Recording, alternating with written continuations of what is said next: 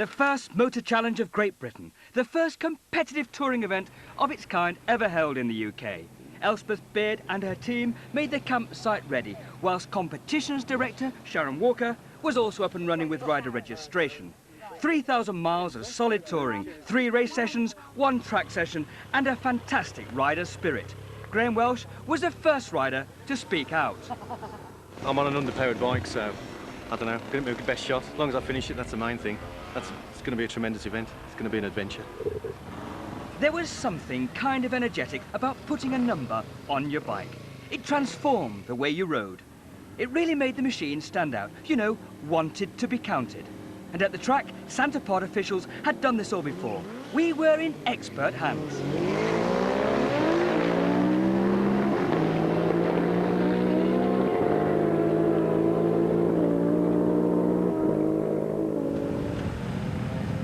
We're giving away a bit of power. I'm only producing about 75 brake horsepower on my bike, so alongside Maria I'll get a slightly better start, but then she'll squeeze by me on the second half and pulls an extra second down.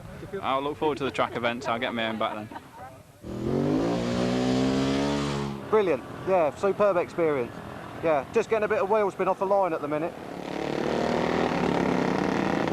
A nitrous-charged drag racer might do the standing quarter in about 4 seconds, producing a 0 to 60 in less than 2. Here, we were more gentle, 10 seconds more than norm, before retiring for a spot of dinner. 20 years ago, Elspeth was the 3rd woman ever to ride around the world. Now, she was in charge of the Barbie.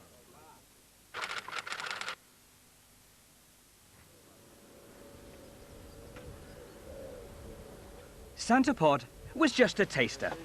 Few of the riders had ever attempted a standing quarter. Nonetheless, most of the riders had had a dozen or so attempts to better their time. At breakfast, some were contemplative. What exactly were the Motor Challenge officials going to ask them to do?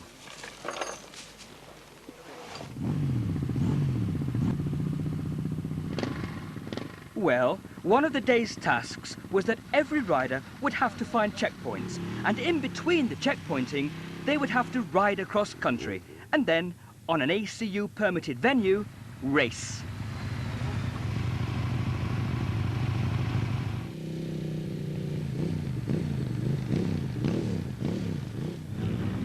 Local promoter John Cadogan's home hill climb is Brimback Park in South Wales, which is where Motor Challenge man Robin Gregory takes up the story. They're walking the course to acquaint themselves with the route. It's essential that every rider knows safely what's expected of him, and that's the reason. Safety is first. Norton rider Dr. George Cohen was at the start line, ready for the flag to be raised. Clouds and Rennen in Switzerland, which was 20.5 kilometres, rising 4,000 feet, 128 hairpin bends. And when we didn't walk the course, but when we were looking at the course, we thought whether it would be better to have a crash helmet or a parachute. Paul Venn was scrutineer in charge, and it was his job to see that bikes were in sound mechanical shape. Just generally looking at safety of the bikes and condition, general running ability, and obviously we're taking part in the sport now, and we've got to conform to some sort of rules. ACU local kingpin John Cadogan has been running races up Brimback and in the area for over 50 years. Whilst T-Max scooter rider and journalist Paul Blezard was wondering if he'd entered with the right bike. I'm entirely happy about it. I just wish I had a little bit more zip off the mark. Event boss for the day was Steve Bowie, hired in with his team from the Nantwich and Cheshire Road Racing Club. What you're going to do is you're going to have 2 practice runs and 2 time runs, and then you're going to be off to sunny Bala, which will be very nice on a day like this.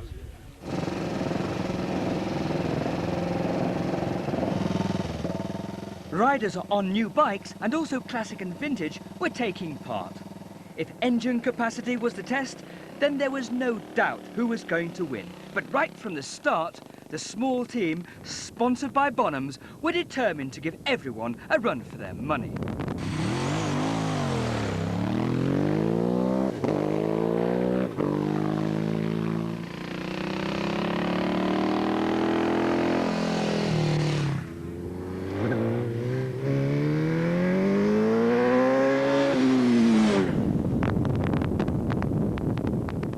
In the field of niche entertainment, there was nothing finer than riding a hill climb on a sunny day, which, for most of the riders, was for the first time.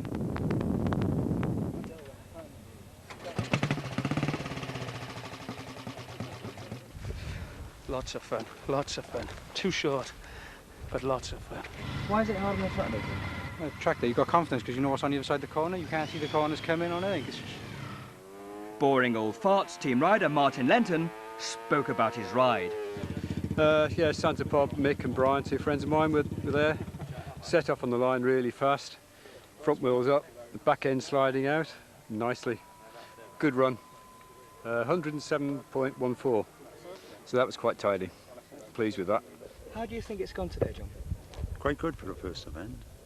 You know, it's. I think the principle's right, and it should be for the future a great event.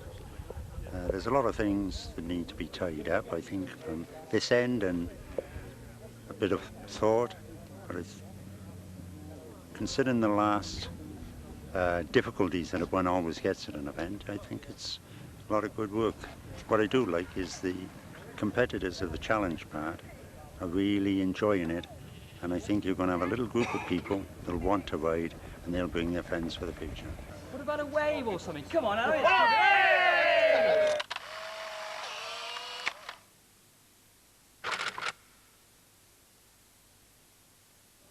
This is Bulky Cross. This is all about the Moto Trophy from 40 years ago, where riders came from London to test the British motorcycle of the day.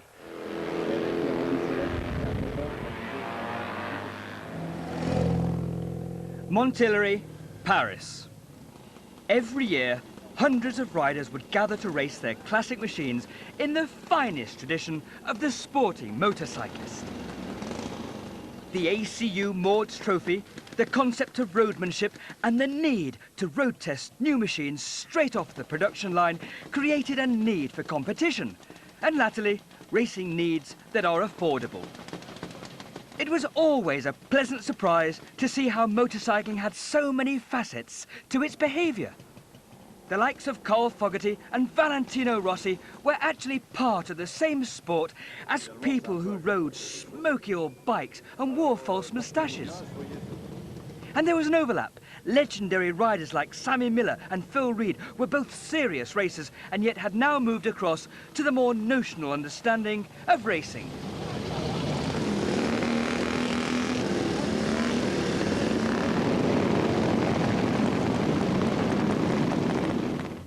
Back in Wales, Sue was checklisting riders so their 3 runs over the Bulky Gross could be recorded. Entirely up to you. You can just do it the once, but I need your card if you want to do it 3 times, and then I can sign your card for you. In 1938, an ACU observed performance test on behalf of BSA Motorcycles took 3 riders over the pass 20 times, before riding back down to Brooklands and doing something similar there.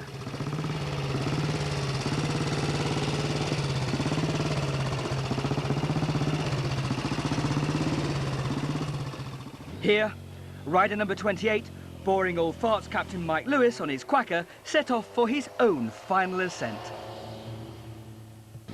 Swiftly followed, once again, by George on his Norton.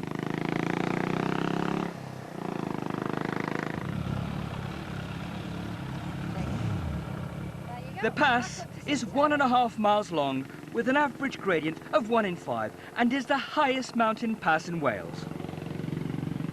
Absolutely marvellous. At the top, riders were congregating. Martin Lenton once again. What a wheelie. I can't help that. He's totally mad. Hey, mister, you're crazy.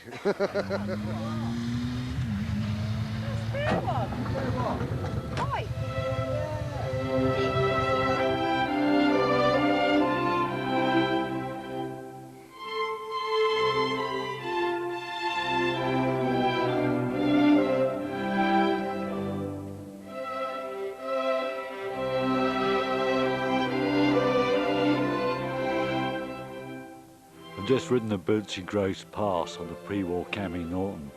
For me it was an opportunity to reenact what many of the pioneer motorcyclists would have done in the 20s and 30s.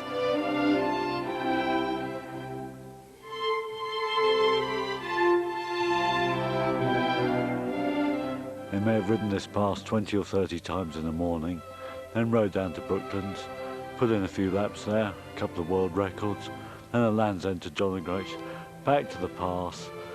It was fantastic what these chaps did in those days.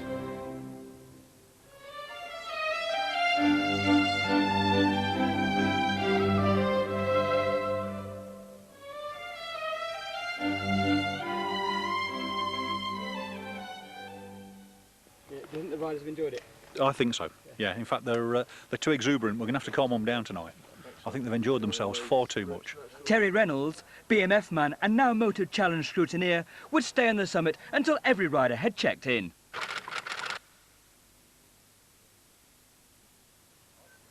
The campsite crew was stalwarts. Jason Mardell had also ridden around the world with me, and along with Marco and Elspeth, completely ran the camp. By the shores of Lake Bala, it was a misty start to the day, and the riders were only just getting used to the Motor Challenge concept. Everybody drove safely. Robin was in charge of each day's briefing, and having raced twice the previous day, as well as having ridden 400 miles from Northamptonshire to South Wales and then to the edge of Snowdonia, the idea of working hard on their bikes was becoming familiar. Of pacing yourself. Today, riders would journey from Wales to Gretna Green via the Trough of Bowland and 2 passes in the Lake District, as well as searching for clues which would give individuals and teams valuable points. They would also lunch at the Heingericka store in Preston. Graham Welsh once again. Oh, tremendous. They put on a great spirit. We've got food, we've got everything. It's spot on. And all the advice and help we need. So, splendid. Oh, I'm raising money for the Multiple Sclerosis Society, a worthy cause, so I can combine mountain cycling, my passion, and also put it to a good use. So if anybody else is thinking about doing it, try and raise some money for somebody else. Andy Morrison from Heingericka's Cardiff team was having trouble with his GS 1150. Well, the oil sensor is leaking oil badly through it, and the oil light's flashing constantly, so we've none left to keep topping her up. It's not going to get us down, just going to get it changed and carry on. Robin was talking journalist Mike Lewis through the finer points of the route, whilst our audience across the road took the weight off their feet. Someone was spotted. Was it a bird? Was it a plane? No, it was Paul, the sole entrant on a scooter who was proving to be a difficult one to shake off. Number 31, local rider Walter Martin, was enjoying the attention from the press, and rider number 55, Dave Marsden, was enjoying the attention of his wife.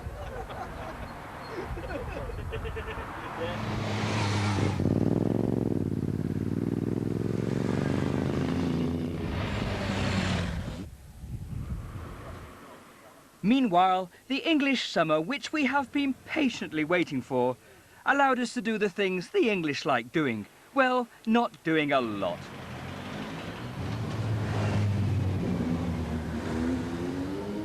The riders, however, were having none of it.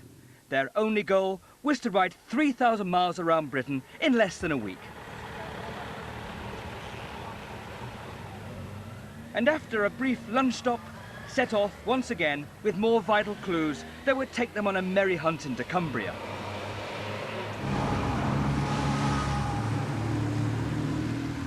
This time to Grange-over-Sands, where trackman Hugh Brasher had officially worked out the riddle.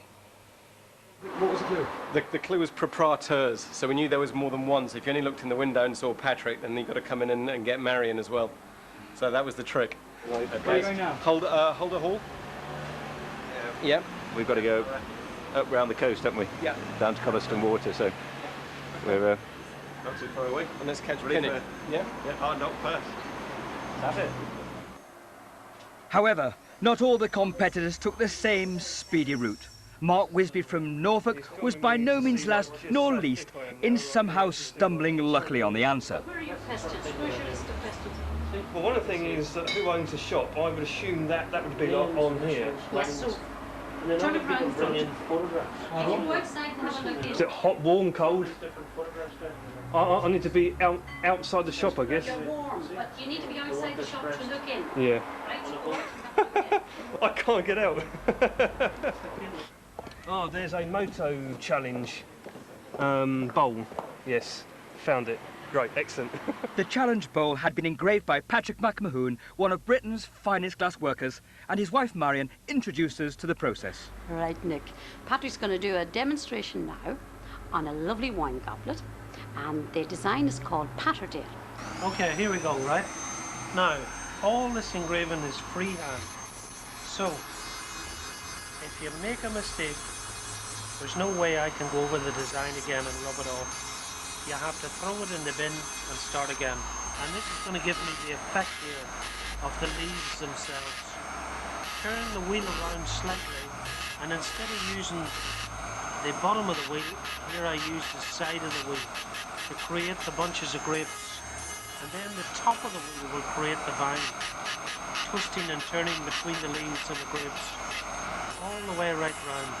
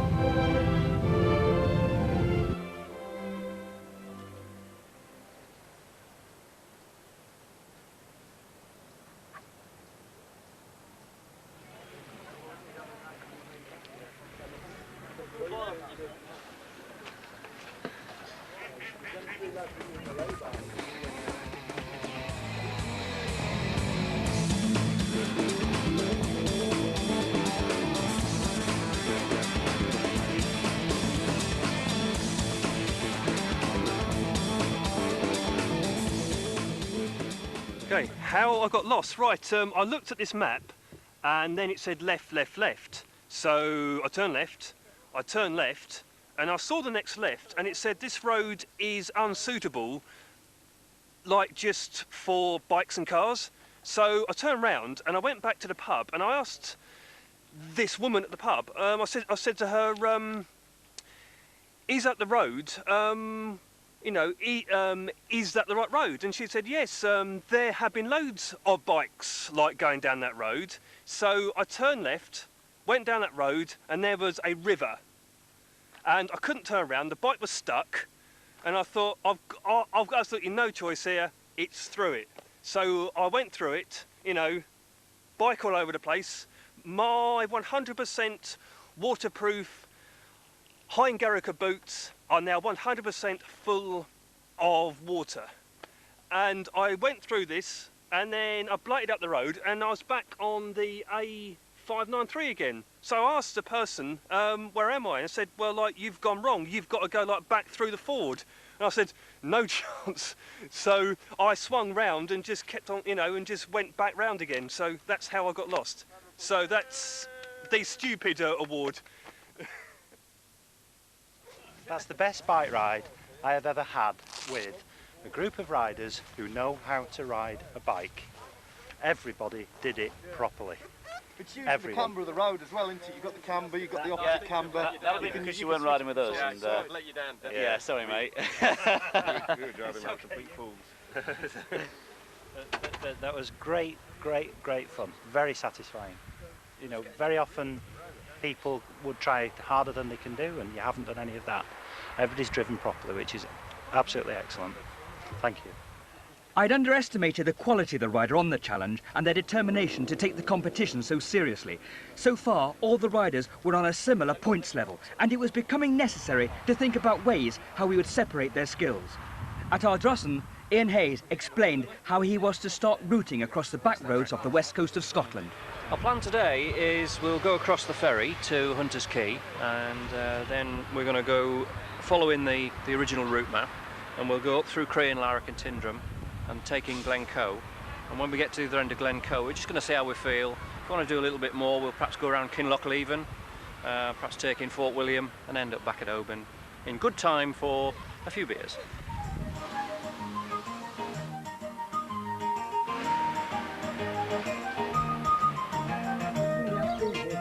First, however, was a quick stop in Largs for a mandatory sampling of one of Nadine's specials. Good. What's your favourite ice cream? Nadine special.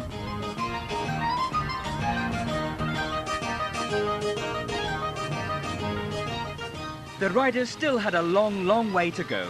Averaging nearly 400 miles each day, they now had to get the ferry to Hunters Quay to cross the Clyde if they had any chance of making open in good time for tea.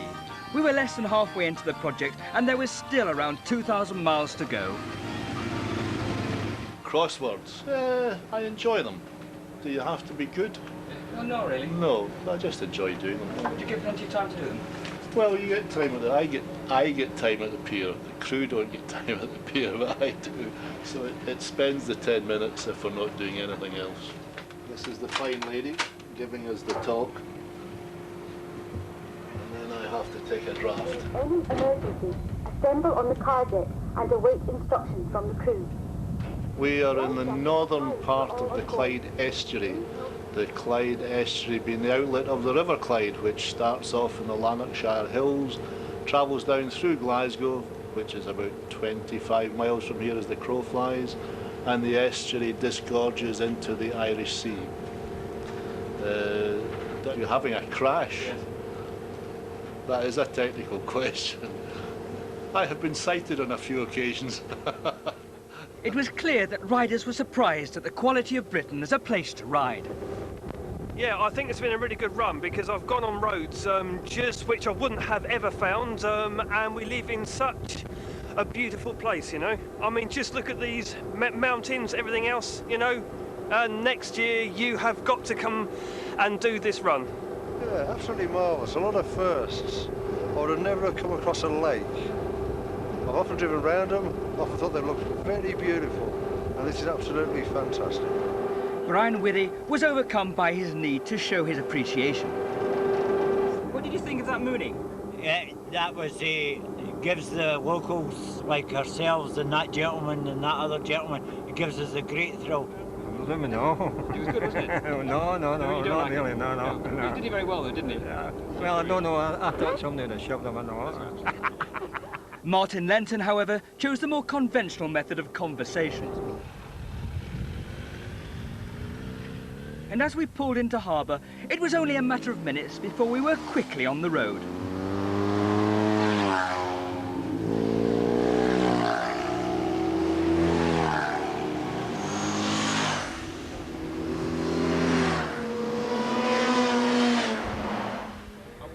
Only to find ourselves in conversation once again. It's just that the wide load was going round the bend and he noticed that somebody locked up a wee bit. I don't know who it was. It may be a misjudgment that could have occurred in one rider. It's a bad bend. Having said that, the skill set of the riders in question is of the highest order, and I've had about... I don't dispute. As I said before, we're just... Your friendly words are very well understood. We're trying to make all the motorcyclists aware of the problems that we've got. Yes, so that's absolutely right. Thanks. Okay. I think it was just a case of that he couldn't put his finger on us, but I think he was just giving us a good ticking off because I don't think he wants to be scraping us up later on. All right, thank you very much appreciated. I will take the call. Come on, nothing coming. Walter Martin had decided to take us for a coffee. He was a dark horse, was Walter. Rumour had it he'd run an exotic bar in Amsterdam. What with an accent as thick as a Lancashire hot pot, it fair took your breath away what these boys got up to when left to their own devices. Absolutely. Did you enjoy that last ride, Walter? That was really nice. What did you like about it? Well, lovely bends. You get a bit of speed up, not too much, but just nice, you know. Love it. Country's great, views are fantastic. Couldn't get better. Nice place to be.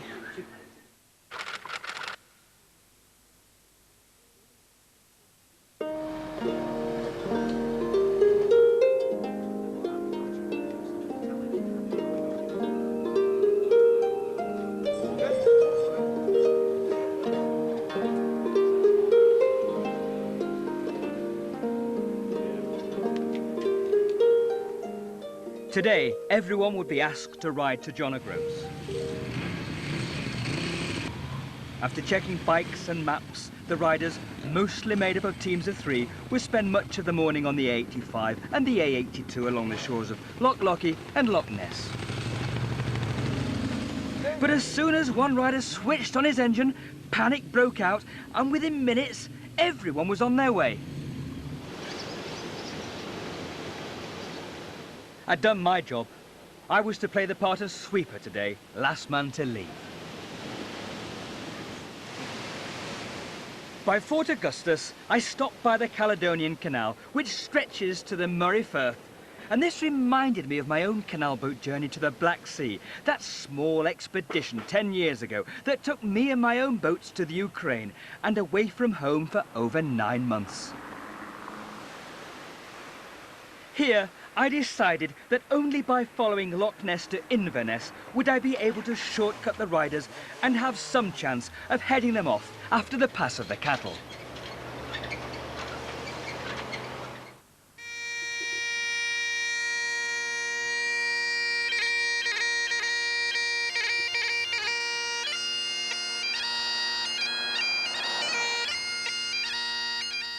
Britain was a revelation, especially Scotland.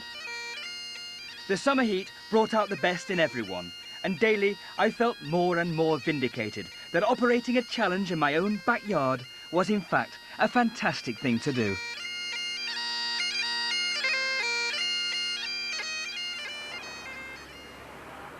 Where are you going? We're going to buy more and then we go camping in the Kinloch E.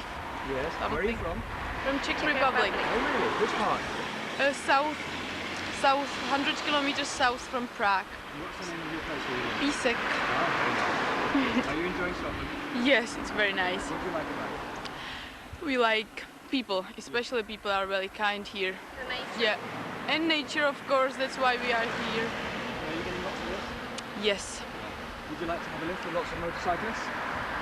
Yes, it would be fun, but we have our backpackers and any motorcycle doesn't want to give us lift, so that's a pity.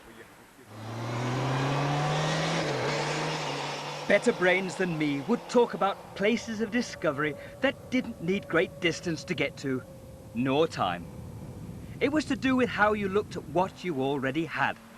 Given the right conditions, and we had them, it was dawning on all of us how beautiful Britain could actually be.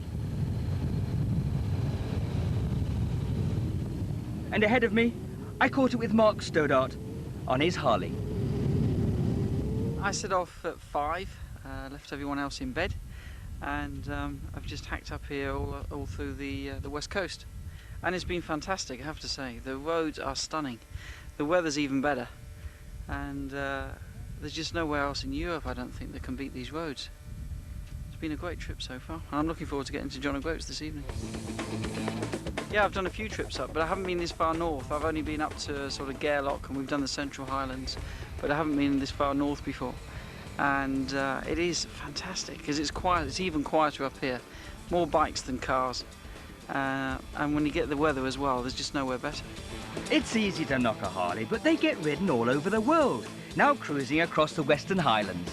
It does half the speed of most of the other guys that are on this trip, but they keep taking the mick out of me because I always seem to get there first and I ride at half the speed and they can't work out how. So it's a bit of a standing joke within the group at the moment. I met some really good guys on this trip, and we went out for a curry last night. It was my 40th birthday yesterday, and they did a surprise cake for me and God knows what, and it was fantastic. So I'm just out to get into Scotland predominantly and use these roads again, and meet up with a whole load of other guys, and it's been great fun.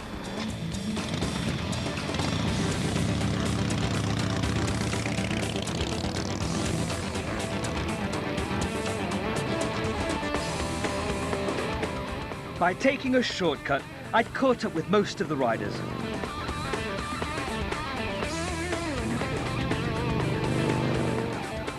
And then they caught up with me. Later, I was alone at last, something I really like, but made all the better because I was meeting up with mates in the evening. Riders wound up to the top northwest of the country, past Scory, across the kind of massive granite outcrops that made Ben Nevis big. The natural state of the motorcyclist in his helmet is one of isolation, yet a more friendly, a chatty person you will not meet. Duncan Hall, seen here, splitting on Graham's unfortunate mishap. Oh, nothing at all. It was just a minor overcook on a corner, and Graham ended up in the grass and a bit of bog. Yeah, I had a bit of a moment, and I think it can be described as a moment. Oh yeah, I was right behind it, so yeah, I saw it. And What did it look like? Just drag it out. oh, back wheel touched the edge of the road. Admiring the beautiful scenery, switched off just for a second, and the road changes so quickly. I managed to lose a lot of speed, scrubbed a lot of speed off, but unfortunately dropped the bike. As he went over the bump, he parted company with the bike and ended up with a little flying lesson, but that's all. The scenery was almost worth it, but when I get the bill, maybe that'll be different. The northernmost tip of Scotland begins to give a feeling of being far away. All of the riders were now away from their natural habitat, none more so than the purest racers. Fast Hungaric boy Chris Mayhew was awestruck by TT rider Maria Costello, who was showing us all how to ride our bikes well. Yeah, it's been a really lovely day's riding today. We've had a really quality group of us riding together, and it's been loads of fun. You know, Maria's very, very smooth and very easy to ride within a group, and she's only running about 80%, I should imagine, and we're all trying a lot harder. Yeah. I'm sure come Knockhill tomorrow she'll be showing us a thing or two. Well, without a shadow of a doubt. Without a shadow of a doubt, because every time I look around, the grin shed on her face was massive. You can see. Not even trying at all, is she? No. What makes it so good? I think it's experience, really. I've done a tiny bit of racing compared to what she's done, but it very quickly brings you riding up to a much higher level, because it's a much more concentrated level of riding. Yeah. Do you find the riding with Maria helps you out, gives you a bit more confidence, and you pick up a few bits every time? Because I know I did on the way up off the Perry, different lines on, you know, when to drop a knee in, so to speak, and when not to bother the brakes. Do you still pick up off things like that on there? Of course you do. Every bit of riding that you do on a bike is all experience, and it all comes in bike control and braking and just manoeuvring, and especially the low speed corners. Something that you can never get enough practice with. Yeah. And just slow bike control, and you just getting the feeling off the bike and the clutch, and like you say, the smoothness is, you know, when you're watching it, it's just flowing. She doesn't seem to be trying at all, like you say. It's she's just keeping with us, almost pushing us, but you know, it's nice to just drop back every now and again and follow her lines and things and pick up a few bits. And follow, and the best thing is I've ridden that bike she's on, and it's not an easy bike to ride on the sort of roads we're doing, and if you had to go on it, you'd die. Big problem. Roger Tewson had come off. I didn't yet know how bad it was. Mark Wisby saw it happen. We were on one of those B roads, one of the mountain pass roads, and he was going into a bend, and he was going in like much too fast, and he couldn't stop, and he just went straight over the bend. It was a handful of front, a bit of back, straight on. The bank must have been about 30 feet deep. I went down the hill, hit a rock, did a complete 360 degrees with my legs pointing straight up in the air, and came down on a piece of rock like that, flat on my back. He had some body armour on, which saved his back. I think he said he felt that crack. I was wearing a back protector. I looked down the bank, and his front wheel is just squashed, and I don't know about the frame, but he's now off home, so he's out of it. 1 down, 40 to go. It could have been worse. Roger publishes the Riders' Digest and had prepared for this event for months. There was no knowing who would come a cropper and when. The rest of the gang were getting ready for their ride down to Knockhill, and all we could do was take heed of Roger's misfortune and keep sharp. Complacency, don't do it. Experience tells us all, when everything is going well, that is exactly the time when it can instantly go badly wrong.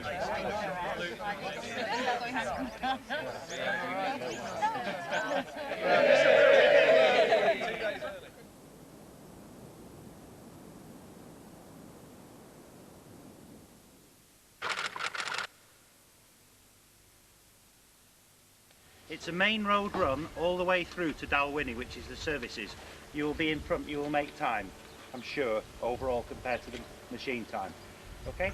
Now, just south of Dalwhinnie at 11 miles, you turn right off onto a pack of quality roads for you again. The first one, please be very careful, it's the slow one. Okay? Once again, everyone was preparing to leave.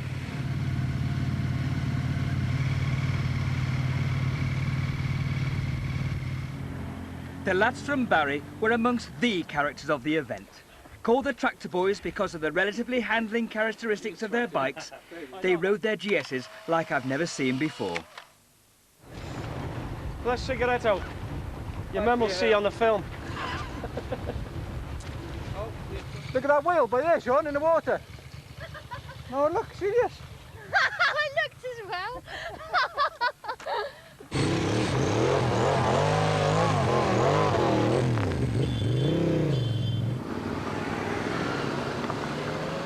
Psychologically, John O'Groats was the halfway point, but after riding 2,000 miles in 5 days, it was only 2 long days away from home.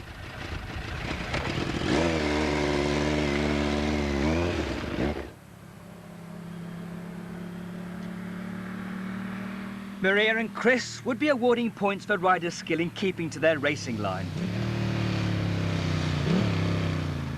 The Motor Challenge and the people at Knockhill had helped organise Steve Brown's Tunnel of Fire Guinness World Record attempt.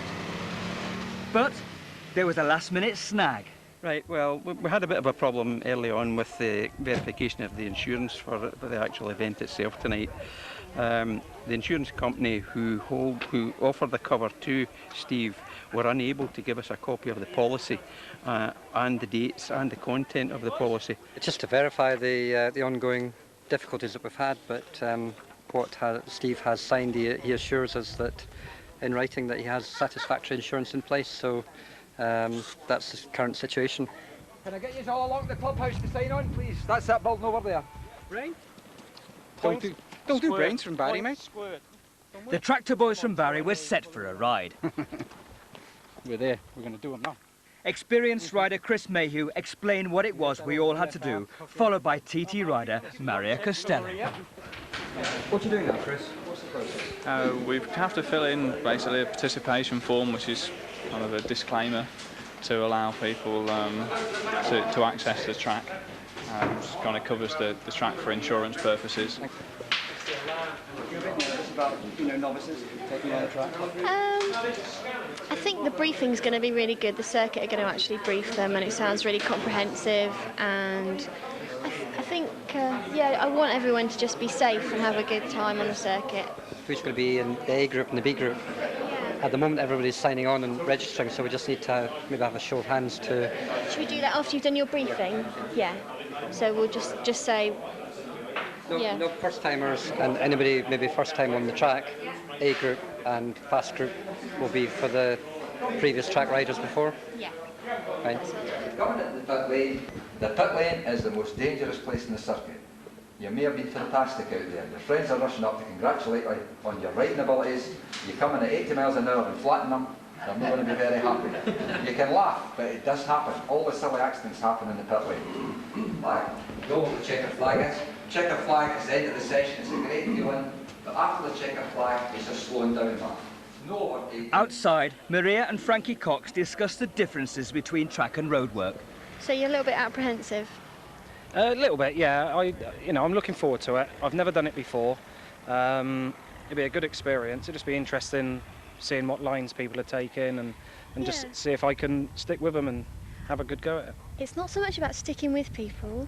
It's a case of it's something completely different to riding on the road, and for you to get, we've done some amazing mileage on the roads, but this is a closed environment. Everyone should be going in the right direction, hopefully, in the same direction. So it's just a chance for you to have a look around a circuit and maybe try out, I don't know, getting off your bike a little bit and that sort of thing. That it's not about speed too much, because we're all a little bit too tired to be putting in some, if you start chasing people, that's when it's going to go wrong, and we don't want anybody. You're going to get deducted points if any people come off. So Just been told off by the sounds of things, Nick. It's not Moto easy, it's Moto challenge. So get on Knockhill now, have a good few laps, and away we go.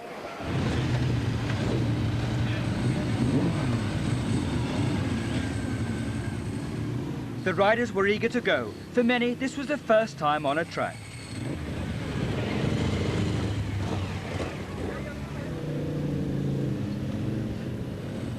As well as following race lines, Chris and Maria were marking riders on their ability to be spatially aware.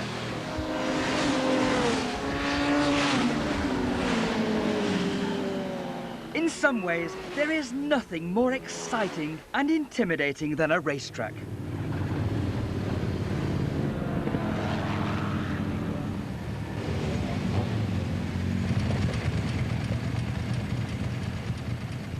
Chris had his own views.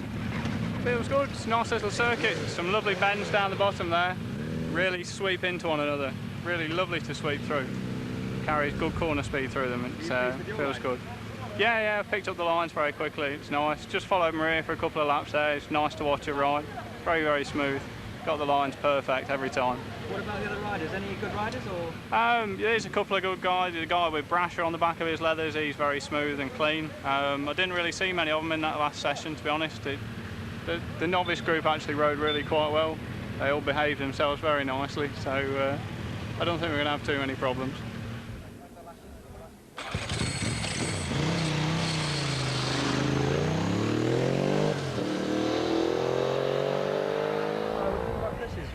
Yeah, it looks like he was having a bit of fun. Yeah, different kind of bike for him for what he's usually used to for the circuit, but yeah, it looks like he was having a good time. I wasn't looking forward to that at all, but it was brilliant. Really enjoyed it, and I can't wait to get out there again now. I mean, that was crazy out there. I mean, if you're on the road, at least when you're going through a bend, you've got the white line, you've got the grass verge, and you can tell, you know, like, what line to take. You can tell the speed you're taking. Out there, you haven't got a clue. You know, like you're on the track. All of a sudden, there's a bend there, and there you are up on the grass. You know. Do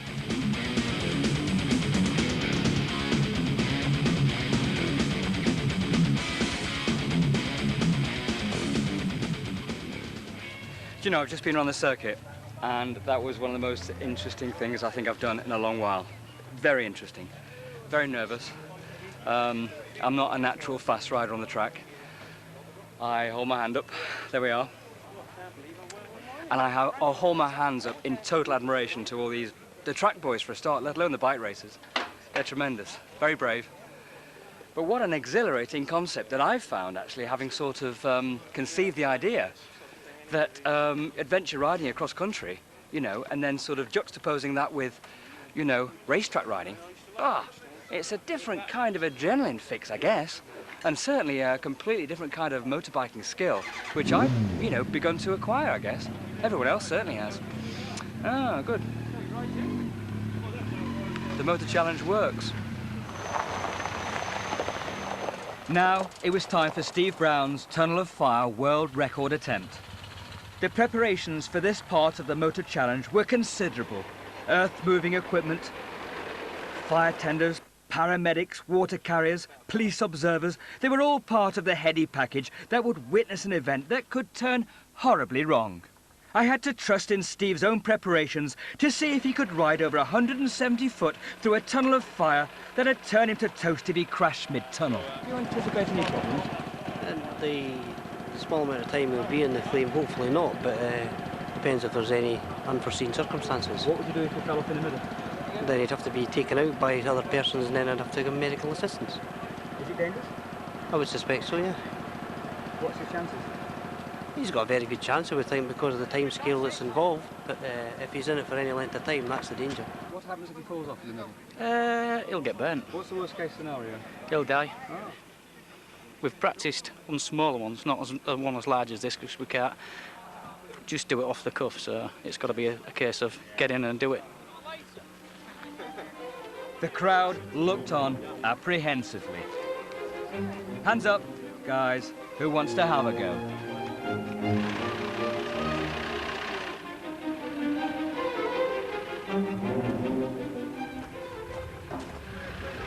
Oh, so how are you feeling? I'm okay, ready to go. Yeah. Are you feeling a bit nervous? Not at all, no. Talk me the way to the whole experience. Right, I'll be setting off from the top end there, get up as much speed as I can, hopefully keeping the bike in a straight line. Hit the tunnel dead centre. The engine will probably cut out about a third of the way in because there'll be no oxygen in here. Got to make myself as small as possible on the bike, keep well hunched up, try and keep the bike in a straight line. Don't breathe in whatever you do, and try and stop at the other end.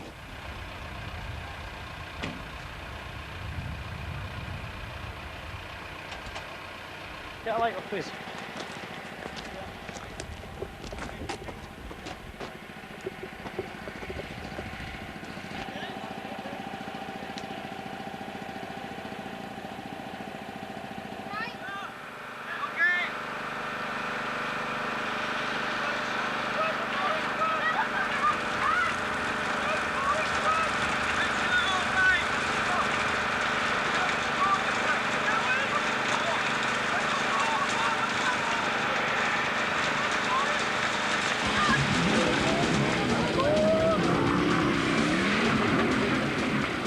A 170-foot long, 4,000 degrees centigrade.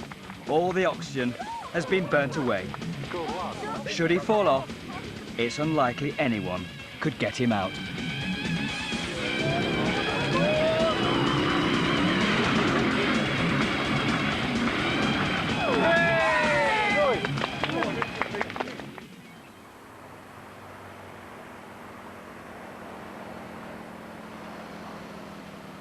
Everyone was quiet. I think there was some reflection about today. I think it was now clear that there's more to riding a bike than riding a bike. Now this is when the mind starts to take over, and this is the bit I like best.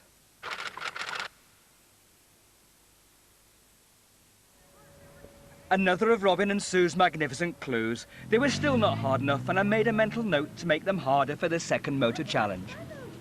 Well, this is Traquair, Scotland's oldest inhabited house, and it's over 1,000 years old, and it was originally a hunting lodge for the kings and queens of Scotland. And it dates back to 1107, and the main part of the house was built between 1500 and 1600, and the wings were added in 1700. It's a very strong Catholic household and a very strong Jacobite household. We've always supported the Stuart kings, and we're still waiting for them to come back. Now, we have various clues. Chaps, what clue is it for today? Clue was, according to legend, on whose return will the Knockhill Iron Gates be opened? Well, I've given you a kind of slight clue on the Jacobite front. The Jacobites are supporters of the Stuart monarchy. You know, the Stuarts were deposed from Scotland in 1680, and the Stuart kings basically lived in exile in France. I might give you a little clue. There we go. Sean, hang on.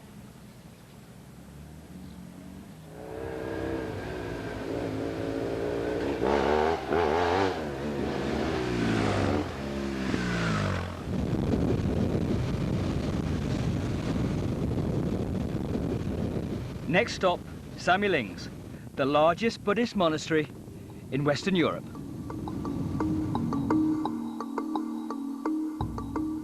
The centre is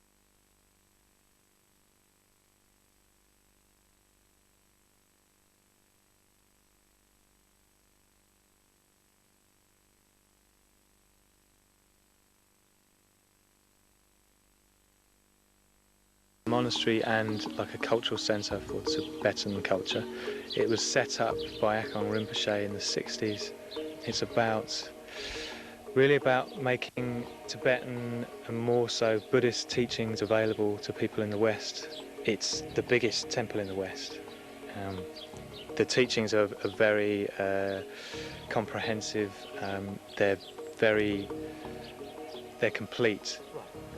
Essentially, I'd say Buddhism is about knowing your mind, knowing how your mind works in terms of mental patterns and emotional patterns.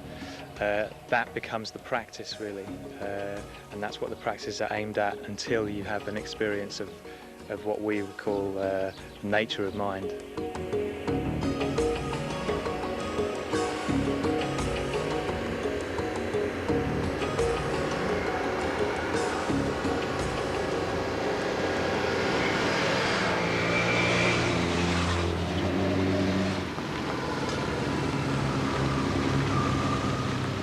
The penultimate night of Tonfanau racetrack, courtesy of Lee and Yvonne Heeson and the team of the Crewe and Cheshire Motorcycle Racing Club.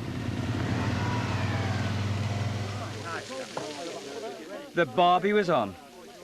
Elspeth and her gang had done a fantastic job. Everything was now set for a final day's racing. I'll tell you one good direct is a rally on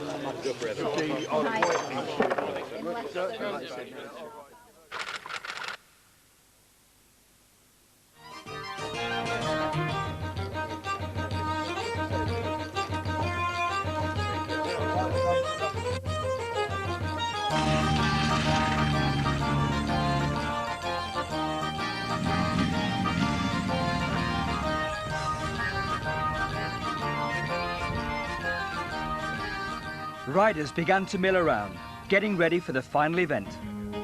A three-quarter time lap called a twisty sprint, and make no mistake, this was against the clock, and serious points were still to be won.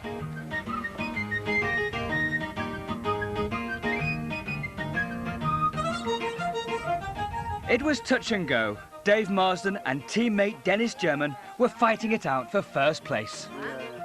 Oh, it's very tempting to try a bit too hard now. I'm a bit worried that I might go and overcook it and go and lose points, not gain points. So it's quite a nice feeling, but we're both on the same team, and that makes it even more of a challenge because you want to help each other out as a team, but knowing that you want to try and grab an extra point from somewhere, and it makes it a bit of a challenge to either stay together or move apart. And I must admit, yesterday we did actually move apart.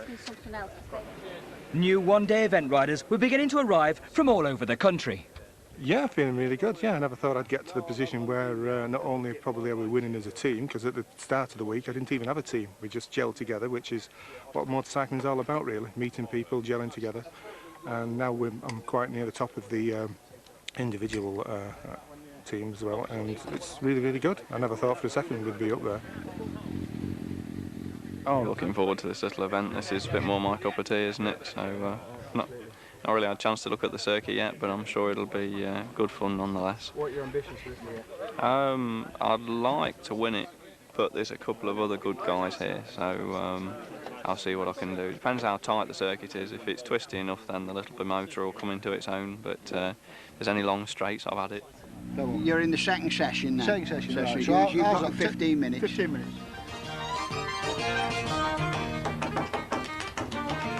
Good morning, everybody. We'd like to welcome you to Tonfanau. This motorcycle road racing brought to you by South Cheshire Motor.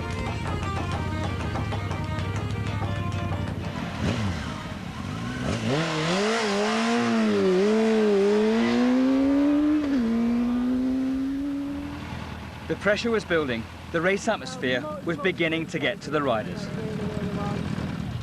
It was the last day, and no one wanted to slide down the road.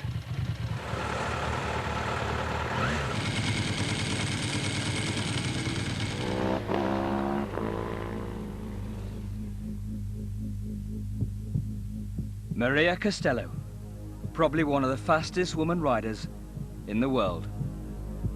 If anyone knew how to enjoy the pressure, then it was her. She was now ready to go.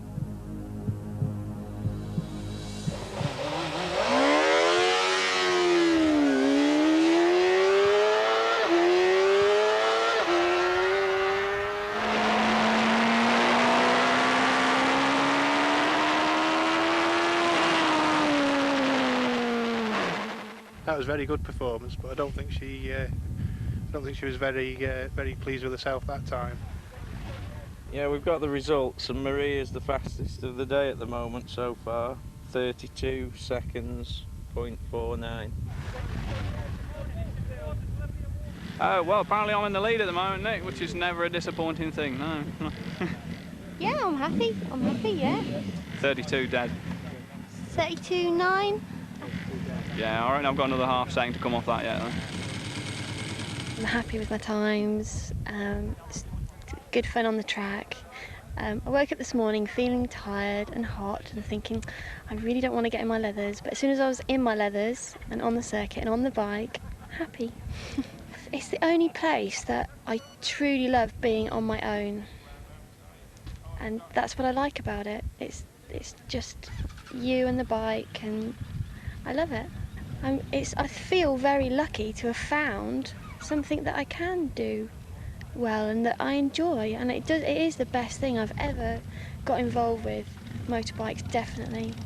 It's just given me everything in my life, really, that's been good. I mean, there's been lots of bad stuff. There's been lots of bad stuff with the biking, but the good stuff's made up for it. And I don't know, I feel like I feel really lucky to have it in, biking as part of my life. And it brings everybody that's into bikes, it brings together, and it crosses every divide, and I like that. If I could, all I want to do is have a bath now, and then I could do it all again. I'd be quite happy to just stay on a bike and just keep travelling round and travelling round. I am a bit of a nomad, I think, but as long as I could stop off and do my racing in between.